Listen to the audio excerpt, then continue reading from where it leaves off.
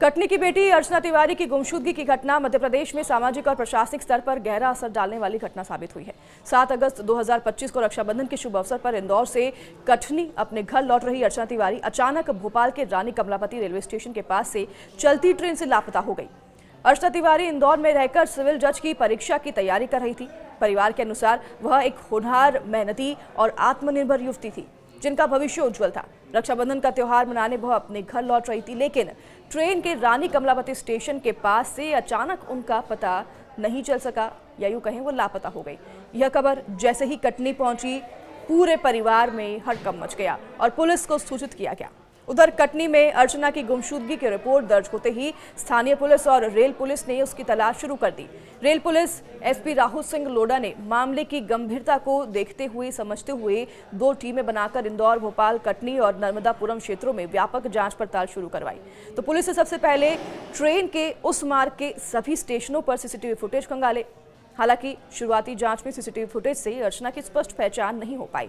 Police ने फिर अर्चना के मोबाइल फोन के कॉल रिकॉर्ड्स को खंगाला और इंटरनेट डेटा रिकॉर्ड्स को भी देखा, जिसका भी विश्लेषण किया। तो वहीं मोबाइल फोन की लोकेशन, इंटरनेट ब्राउजिंग पैटर्न और कॉल डिटेल्स ने पुलिस को कई अहम सुराग दिए। इससे ये पता चला कि अर्चना ट्रेन से अचानक कैसे और कहां उतरी हो सकती है।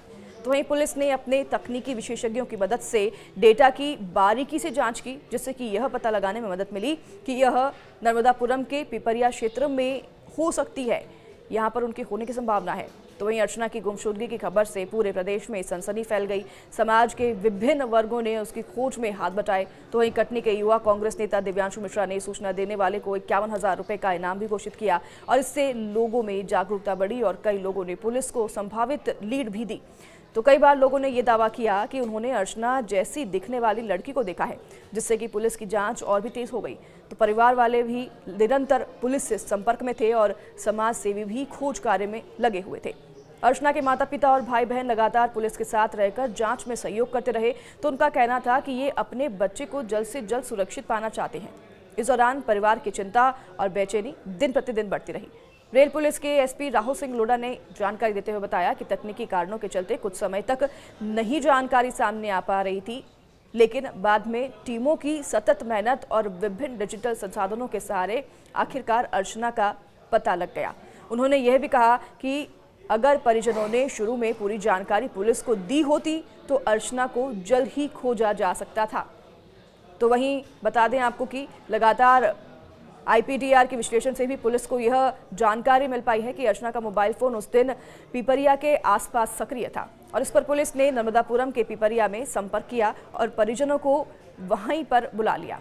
परिवार वाले तुरंत कटनी से रवाना हो गए और पुलिस का कहना है कि अर्चना सुरक्षित है और जल्द ही परिवार के साथ पुनः मिल जाएगी। तो वहीं अर्चना के अचानक ट्रेन से लापता होने के पीछे कई कारण हो सकते हैं। पुलिस जांच में यह भी संभावना जताई जा रही है कि वह किसी तकनीकी या फिर मानसिक परेशानी के कारण ट्रेन से उतर गई हो सकती है, लेकिन इस पर अभी तक किसी तरह की आधिकारिक पुष्टि नहीं की गई है।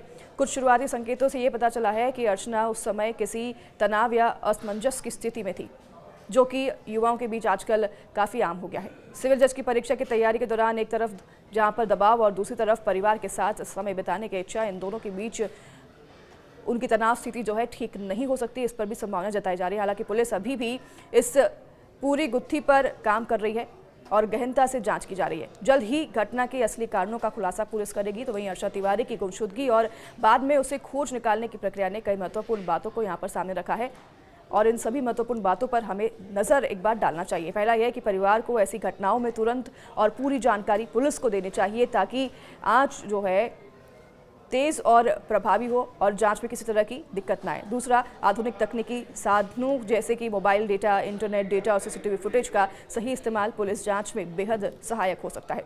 तीसरा कि समाज और प्रशासन के बीच सहयोग से ऐसे मामले जल्द ही सुलझ सकते हैं। जब समाज के लोग जागरूक होंगे और प्रशासन पूरी तरह से तत्परता से कार्य करेगा तो युवाओं की सुरक्षा सुनिश्चित हो सकेगी।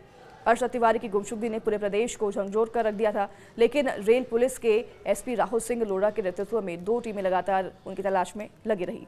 तकनीकी डेटा, लोगों की सूचनाओं और सीसीटीवी फुटेज की मदद से आखिरकार अर्चना की लोकेशन का पता चल गया और परिजन को वापस अर्चना को मिलाने के लिए पिपरिया बुलाया गया और यह घटना एक बड़ी राहत के तौर पे सामने आई है। अर्चना अब सुरक्षित है और उसे परिवार को सौंप दिया गया है।